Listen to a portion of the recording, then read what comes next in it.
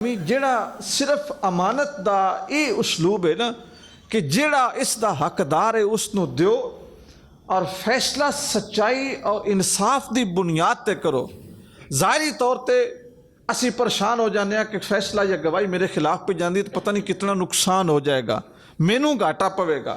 अगर साड़ी ज़ात नूं घाटा पै जाए ना मेरे भाईओ, ये एडा वड्डा घाटा नहीं कि जितना वड्डा घाटा अगर साडे एक झूठ और बेइंसाफी की वजह तो साडे मुल्क नूं, साडे मुआशरे नूं, साडी कौम नूं, साडे दीन नूं और साडे दीन की शनाख्त नूं पै जांदा है। इस वास्ते कभी भी अपने आप नूं इस्लाम के उसूलों के खिलाफ अपनी ज़ात नूं भी डिफेंड ना करो। इज़ा हकमतुम बैन अन्नास अन तहकुमू बिल अदल, जिस वक्त तुहानू इंसाफ करने का मौका मिले इंसाफ करो, अमानत अहल दे सपुर्द करो, लोगों के नाल मामला अच्छाई दा करो। कुरान मजीद फुरकान हमीद ने सूरह रहमान दे विच की इरशाद फरमाया, अल्लाह ताला ने अपनी शान इरशाद फरमाई, फरमाया वस्समा रफ़अहा ववदा अल मीज़ान।